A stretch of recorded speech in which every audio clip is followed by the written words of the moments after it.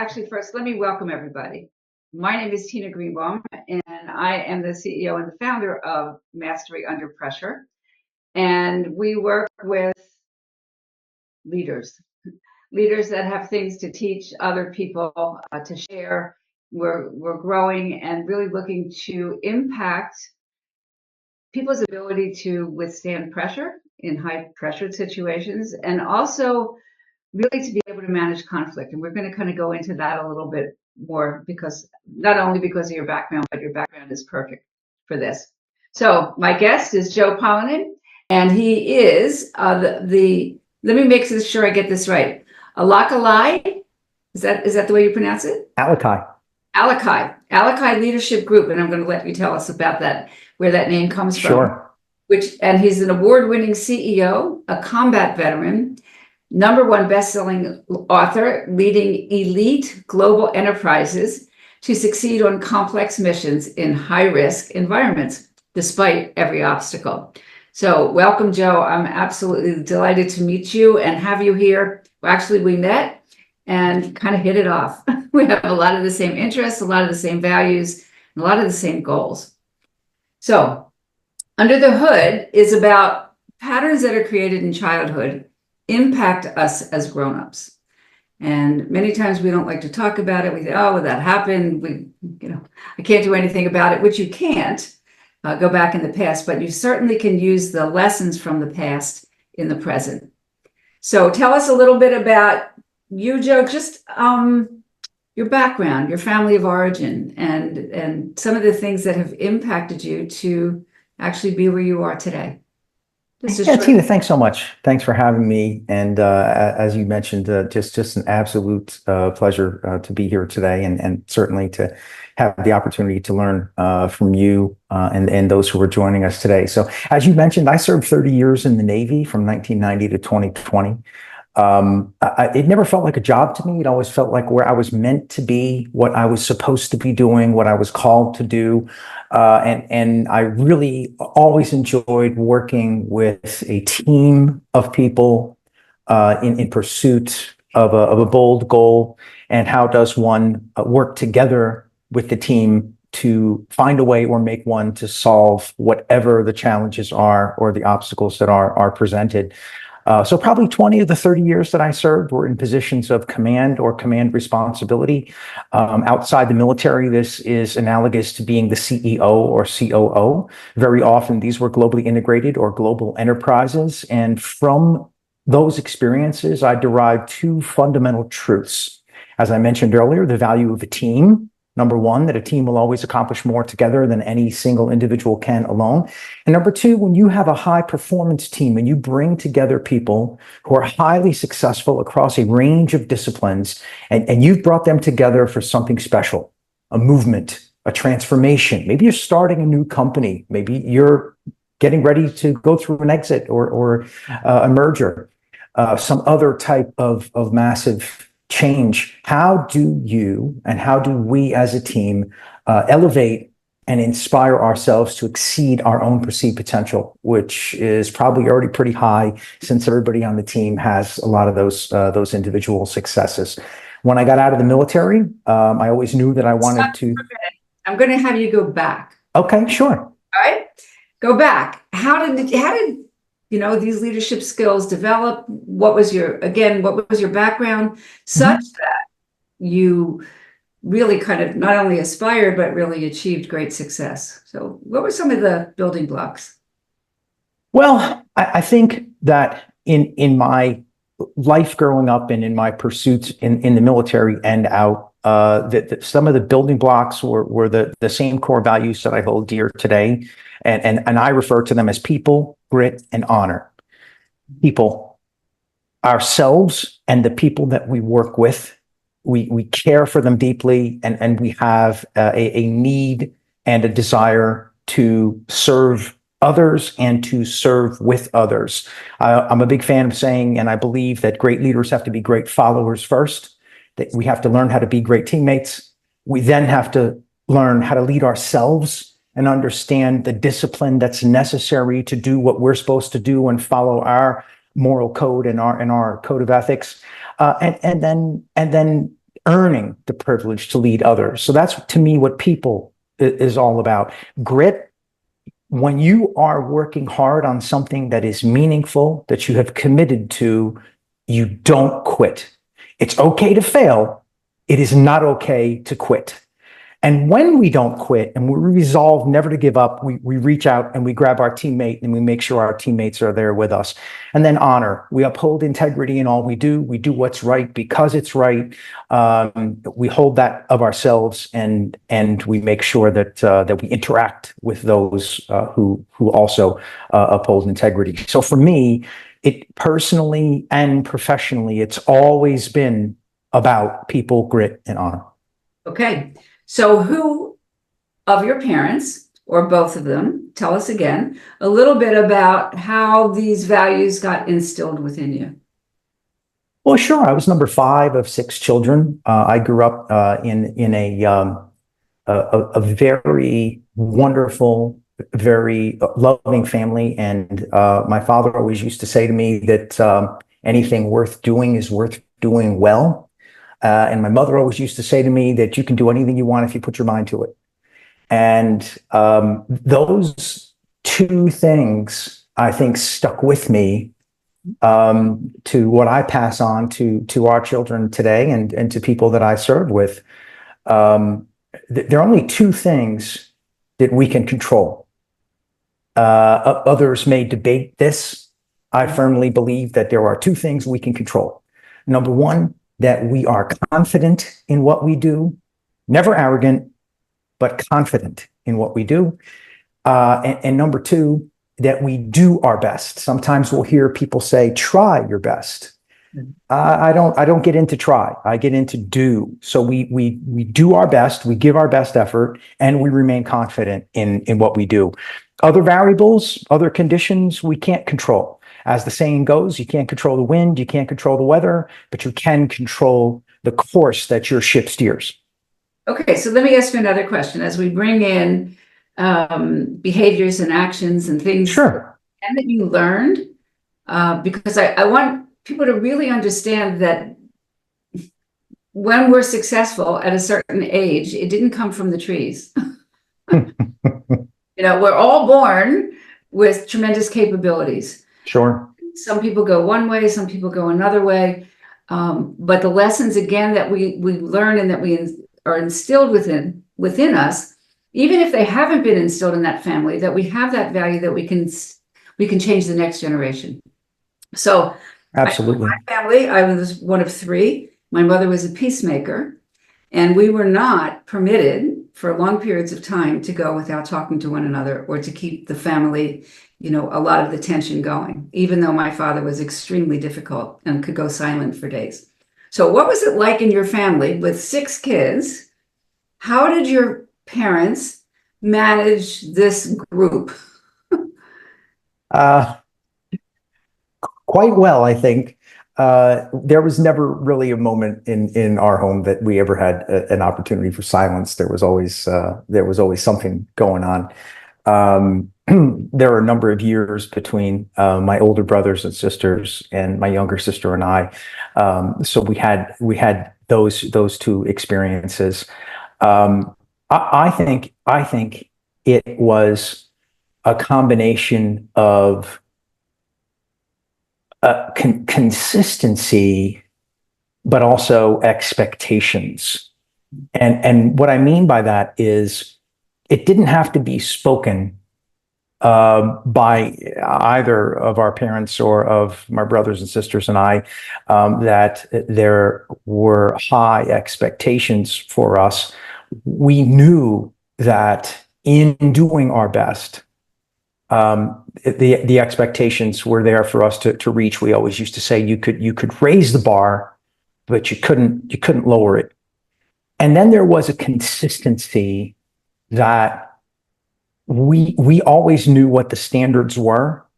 We always knew what the requirements were, whether it was, from a young age, doing your chores, getting your homework done.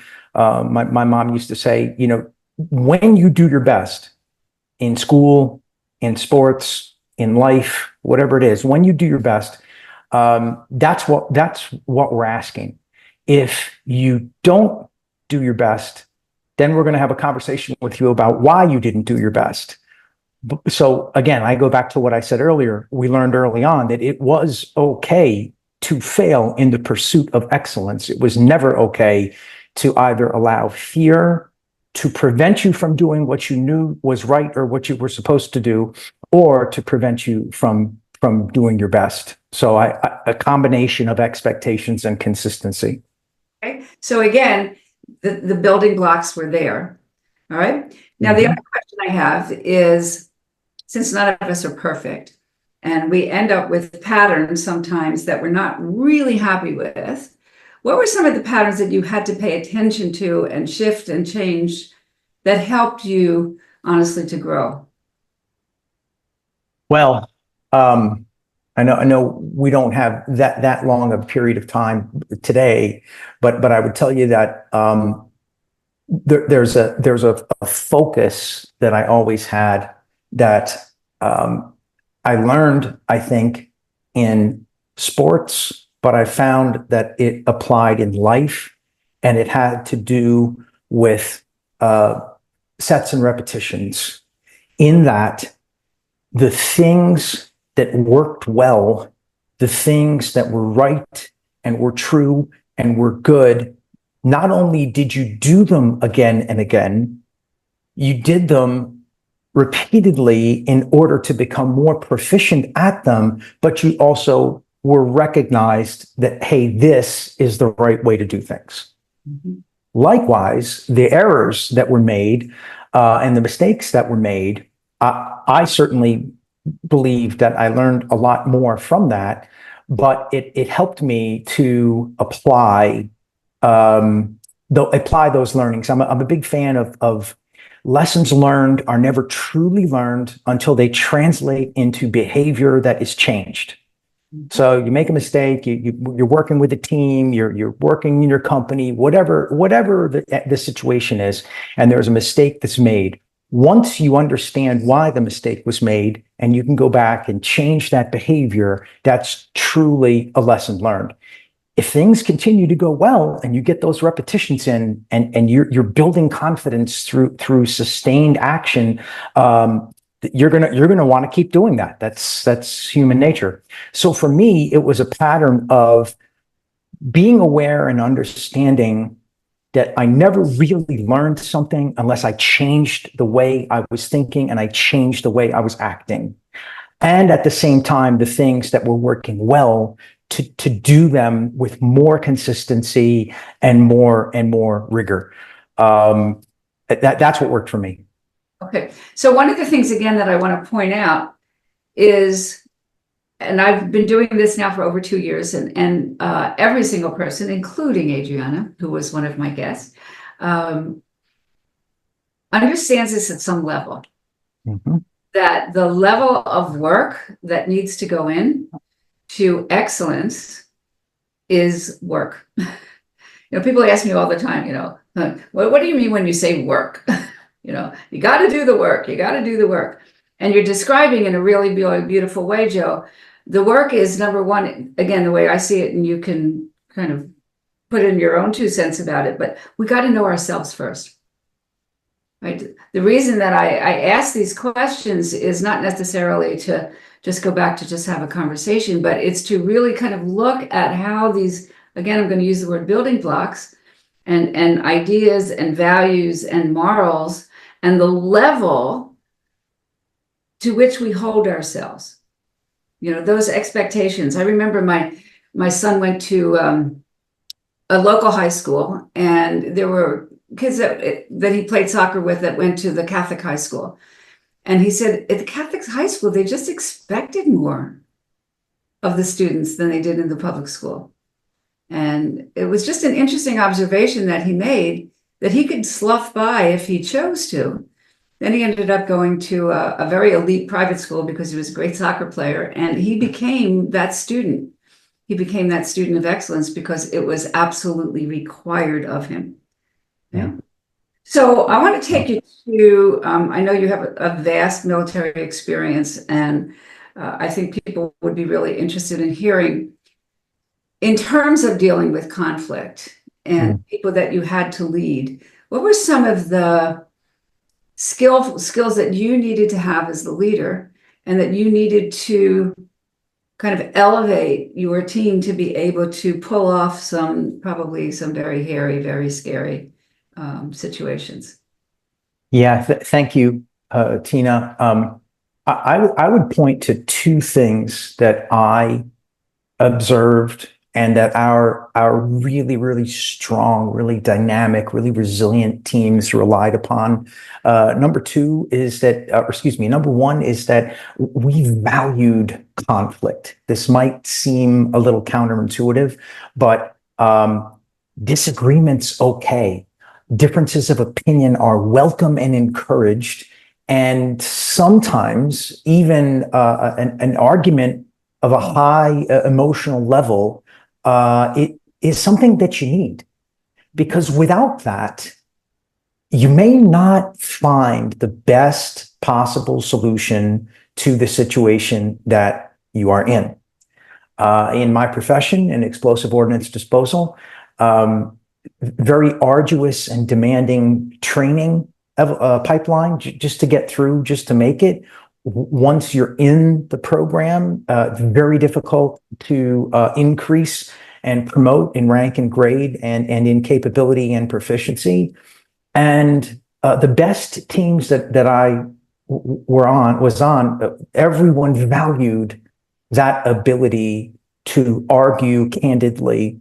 And we would have a phrase that we referred to as loyalty up, loyalty down. And you're in a room like we are now, and we may all have different opinions, and we're candid and we're arguing and we don't agree. But at some point, a decision is made about the way that we're going to move forward. And when we leave this room, we are all unified and there's loyalty among us. And we've left all the arguments and all the disagreements behind. So that's one element that I would point to, is that conflict and actually argument is a good thing and it's valued and we want that. The second thing that I would say is that no matter how much we may disagree with one another, everyone is better and smarter and stronger and faster than we are at something else. I want to surround myself with people who are better than I am across a range of disciplines, and then have the wisdom to allow them to do what they are the best at. Nobody can be the best at everything. That is why the word best is a superlative. And even if we are really outstanding and very proficient and skilled and capable across multiple disciplines, we want to bring in people who are better than us, who will raise the collective of the group. Sometimes that increases the potential for conflict. Sometimes that increases the potential for argument.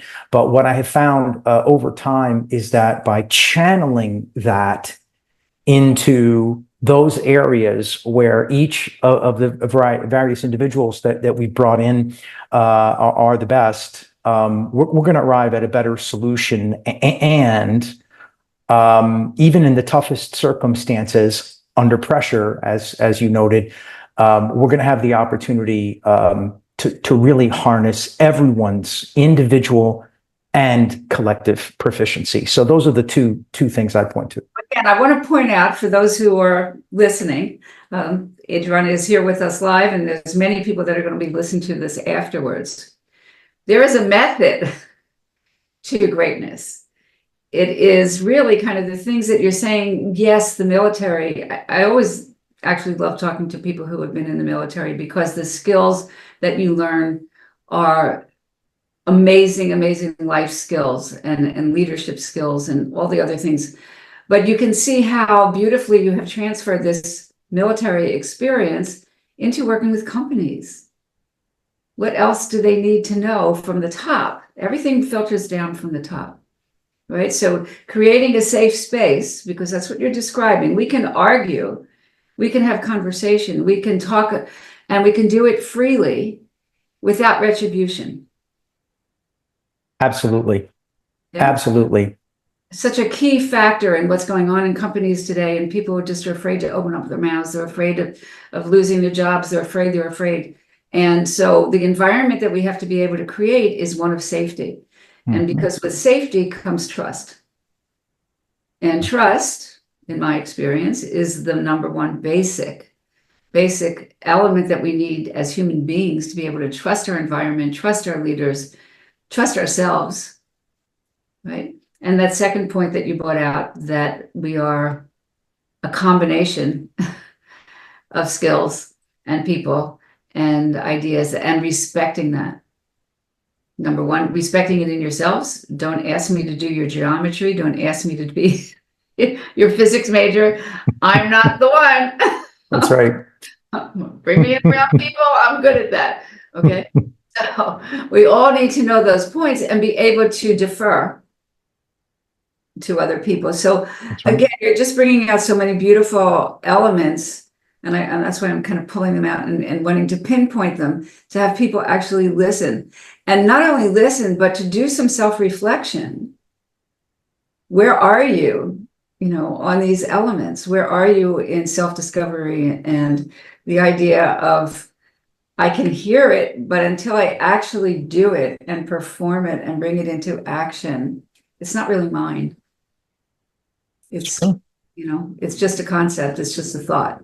Very true. So, I know, again, that you have some really amazing stories. And people say that we learn a lot from our failures. Can you give us one little lesson and one story that was just so instrumental in one of the biggest lessons that you've learned, that started out not so great and maybe turned into something wonderful? Sure.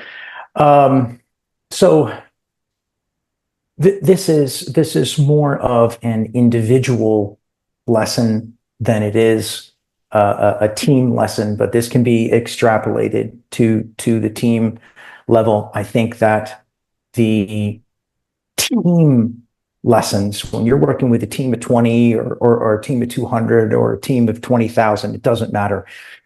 The greater our responsibility is as a leader, therein also the consequences of the error and the mistake are going to be greater. So if it's an individual lesson, maybe that lesson affects us, maybe it affects a few people around us.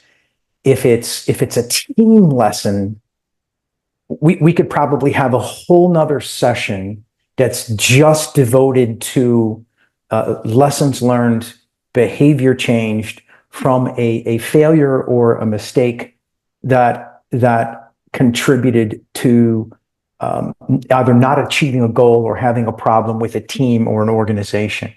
So there's one particular circumstance that I was involved in. Took me over 3 years to compete for and try out and be accepted for a very rigorous program that I was trying to get into. This was when I was in the military.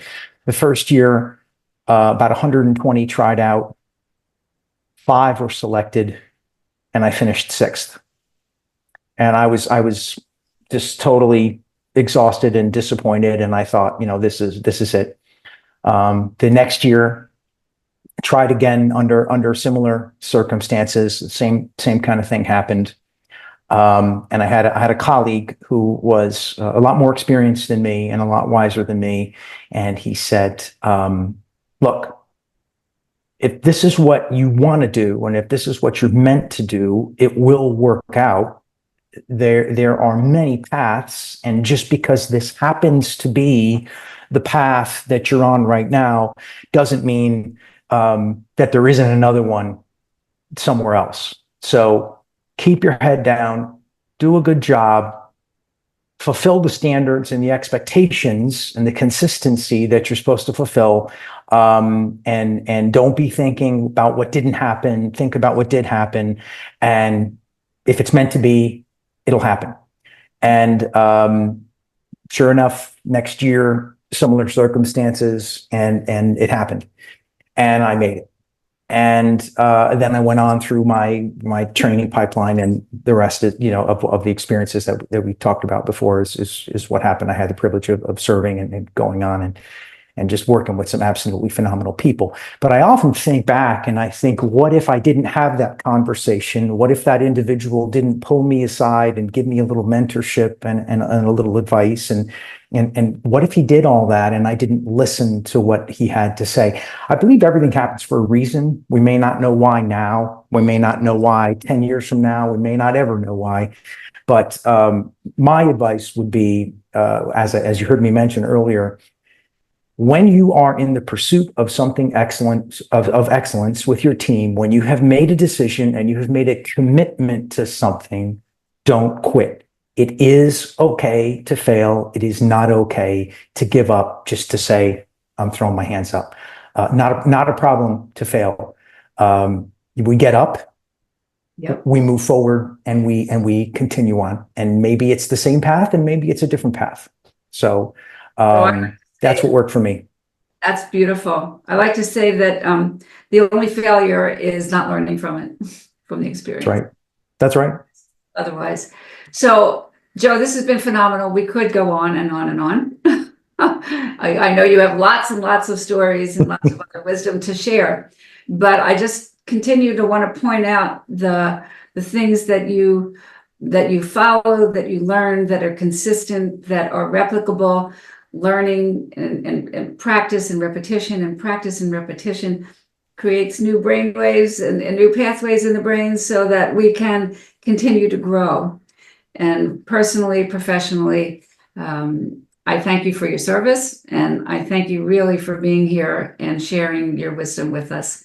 So we will have many more conversations. Thanks. Tina, it's my pleasure. Thank you so much for having me. I greatly appreciate it. And thank you for your leadership. Thank you very much. From Mastery Under Pressure. And this again is Under the Hood, where we look at patterns that are created in childhood impact us as grown-ups. So learn from the past and move on. Thanks again for visiting with us.